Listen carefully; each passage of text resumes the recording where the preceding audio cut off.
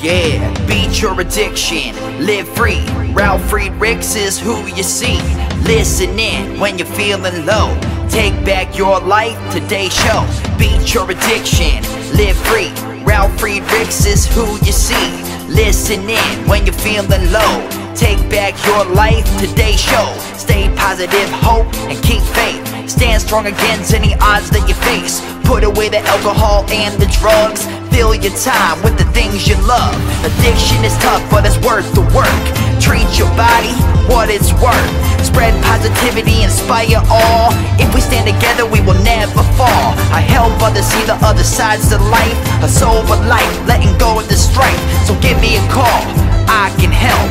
1-844-4405-HELP.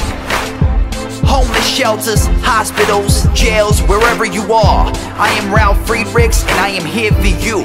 1-844-405-HELP.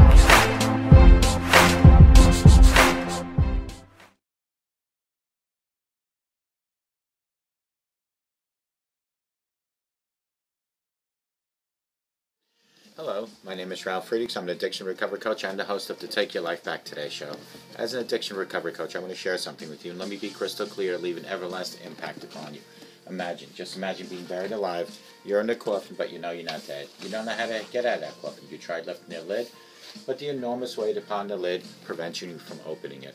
You then think, maybe what I should do is try to bang on the lid and unsettle the dirt, and maybe somebody might notice and, start digging their way down towards you. This is what it's like to feel at the lowest point of alcohol and drug addiction. You know what to do. You know you need help, but you don't know where to go.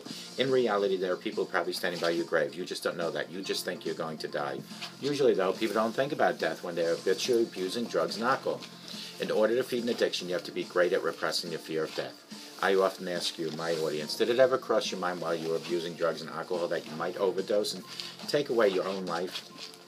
If that's not selfish enough, you'll take that life away from people that love and care for you most. Your mother, your father, husband, wife, brother, sister, children, even your grandchildren. Please, with that, keep in mind, all you need to do is pick up the phone and call me at 844-405-HELP, and I promise I'll help you take your life back. For your life is gone. Let's talk about 7 ways to change your attitude when you can't change anything else. It's all about attitude. Attitude is a little thing that makes a big difference. Sometimes changing your circumstances isn't possible, or simply not possible soon enough. You can't get to a new job in an instant. You can't make someone else change against his will, and you certainly can't erase the past. So what options are left? Let's lower this a little bit. Change your perception. Believe in the opinion about your circumstances. Doing so will help you change your attitude and ultimately allow you to grow beyond the struggles you can't control. A Greek philosopher, Epictetus, said it perfectly more than 2,000 years ago. People are disturbed not by things that happen to them, but by the principles and the opinions of which they are from concerning those things. When we are hindered or disturbed or even grieved, let us never attribute to others but to ourselves. That is, to our own principles and opinions. Modern behavioral science agrees too. American psychologist Albert Ellis, famous for developing rational motive behavior therapy, otherwise known as REPT, has proven that how people react to events is determined predominantly by their view of the events, not the events themselves. Have no clue how to change your perception of things and improve your own attitude?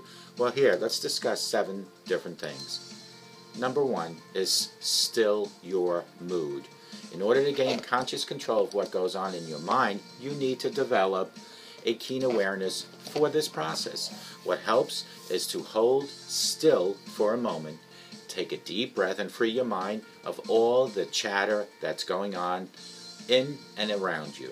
This makes room for a change of state, for something new to enter. So give yourself a break today. Don't say that you can't.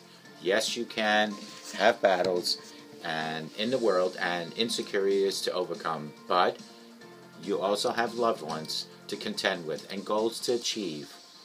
But a break from those things are necessary to keep perfectly healthy, to pause and let your world spin without you getting or changing your attitude. That means catching your breath, finding quiet solitude, focusing your attention inward, and otherwise making time for recovery from the chaos and the routine. Number 2 is to change your focus. From awareness of your thoughts and emotions, you become able to consciously redirect your focus. It's time to take it willingly away from something that drags you down and zero in on something that inspires you. Focus on the next logical, meaningful step. There are no hopeless situations in life. There are only people who have grown hopeless about them. So keep your hope alive through positive awareness. Don't let the pain make you desperate. Don't let the negativity wear you down. Don't let the bitterness steal your sweetness. Spend your energy moving forward, not backwards. Change your thoughts and you change your reality. Our thoughts are the makers of our moods, the inventors of our dreams, and the creators of our will. That's why we must sort through them carefully and to choose to respond only to the ones that will help us build the life we want and outlook we want to hold on to and will live everlasting life. Number 3, surrender your worries and embrace acceptance. Realize that somewhere within us all there does exist a supreme self of, eternal peace. Because the inner peace does not depend on external conditions. It is what remains when you have surrendered your ego and your worries. Peace can be found within you at any place, at any time. It's always there, patiently waiting for you to turn your attention towards it. Peace of mind arrives the moment you come to peace with what's on your mind. It happens when you let go the need to be anywhere but where you are, physically and emotionally. The acceptance of the way things are creates the foundation of inner harmony. The need for something to be different in the moment is nothing more than a worry, and worry simply lead to circles. Remember, the same part of your that longs for peace is the part that experiences the peace as well. It is not complicated to achieve it, and it is as close as your next thought. Number, I think it's 4, practice gratitude. What you must realize is that you don't really need more. You just need to appreciate what you have right now. I always say my glass is half full, not half empty. It's beautiful and bitterness way of thinking all at once. If you don't have what you want now, you don't have what you want, but you still have something. You have enough. Be thankful for that. And it's also important to be thankful for what has not yet come to you. For that means that there still may be many possibilities available. Find peace in the thought that you can't ever have it all or want it all. You're always just a fraction of the whole. For you, if you weren't there, would be nothing more to experience. Value what you know, and value what you have, and value the countless things that you don't understand yet. For in what you don't understand, there is joy for growth.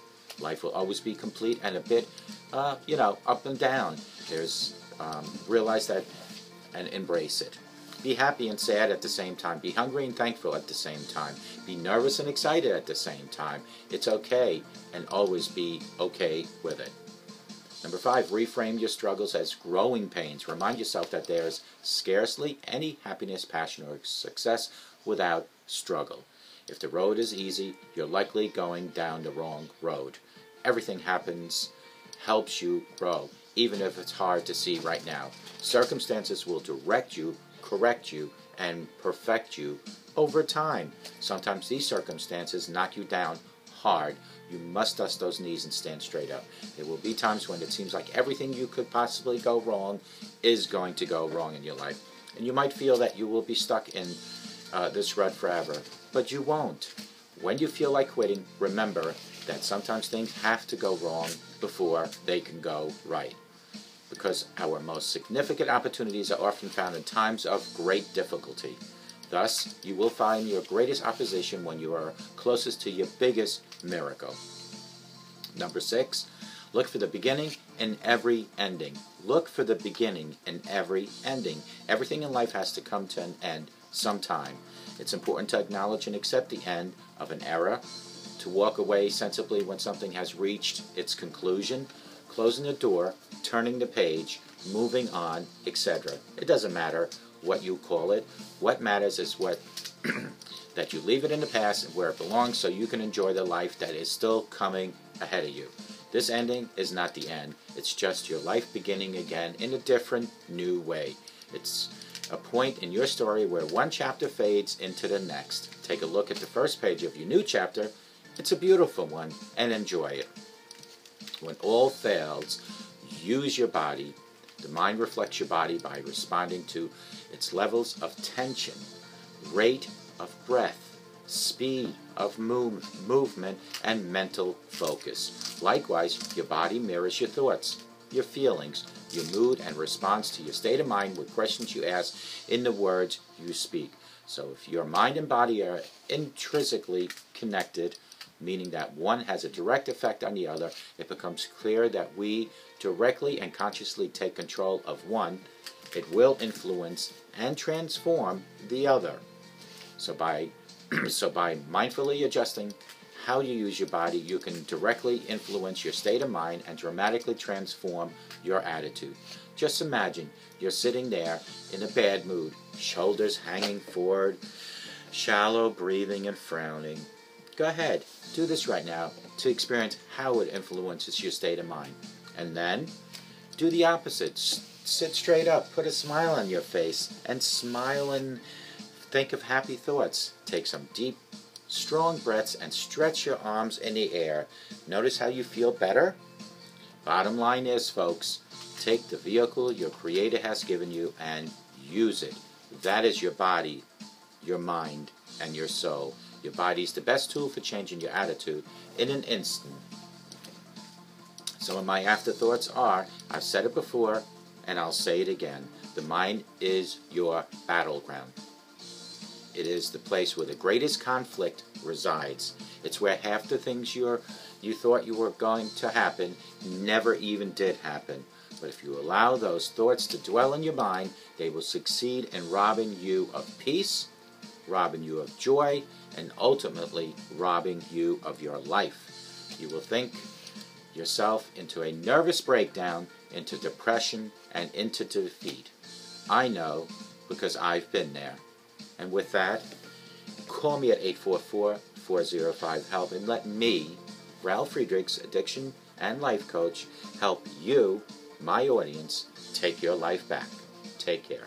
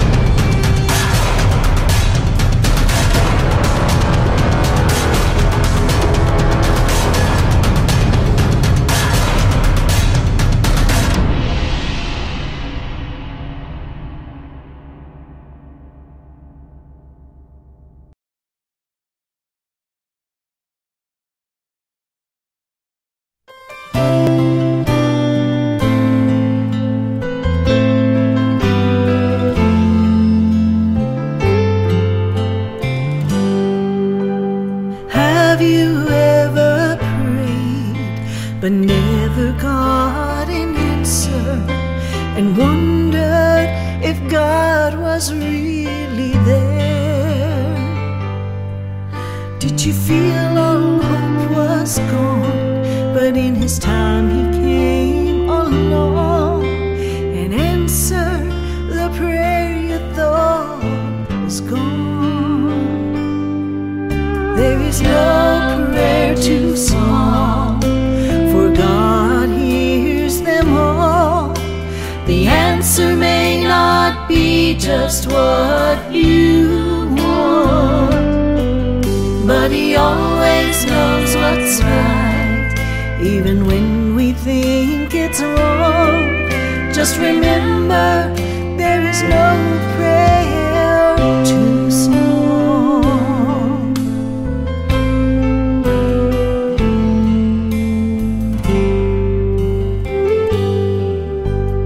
I have read if you will ask, you shall receive. No matter what it is, I still believe. There is no prayer too small, and even when we fall, He gives us just exactly what we need. There is no prayer too small, for God hears them all. The answer may not be just what you want, but He always knows what's right, even when we think it's wrong. Just remember, there is no prayer too small. No prayer too small. He always knows what's right. God hears them all. There is no prayer too small. My God hears them all. The answer may not be just what you want, but He always knows what's right, even when we think it's wrong. Just remember,